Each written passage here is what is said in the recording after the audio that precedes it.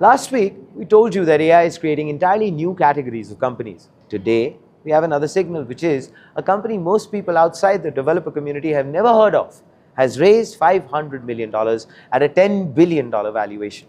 Yes, we are talking about Supabase. And the reason why investors are pouring money into this company says a lot about where AI is actually heading next. But before we dive deep into this story, again, I would please request you to like, share, and subscribe. And now that you have, I thank you for it. Here is, of course, the rest of the story. Let's actually start with a very simple question. Now, when someone builds an app using Claude Code, Codex, Gemini, Cursor, Windsurf, Lovable, Bolt, Replete, or any other AI coding tool, where does that data go? What happens to, let's say, authentication? Where does the backend live?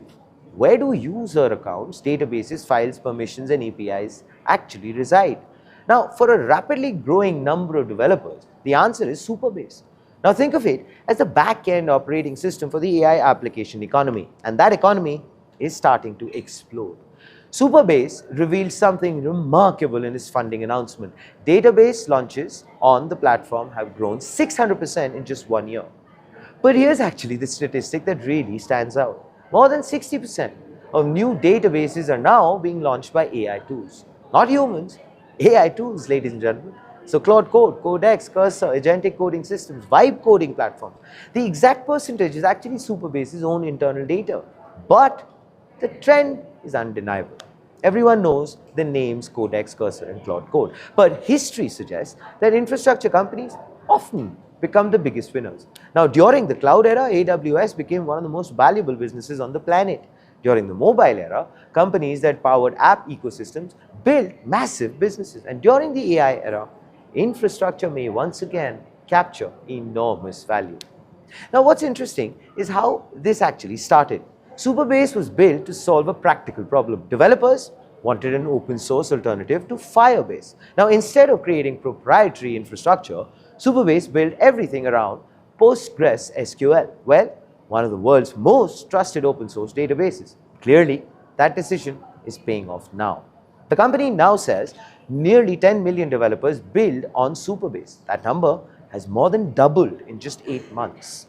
That's it, just 8 months. The company says growth accelerated dramatically after tools like Claude Code and Codex started lowering the barrier to software creation.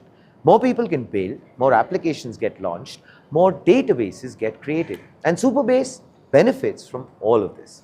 The funding round was led by Singapore's sovereign wealth fund, GIC. Existing investors have returned. Stripe has invested again. Salesforce Ventures has joined in, which is of course not a typical startup investor list, as you can understand. Those are institutions making long-term bets on infrastructure.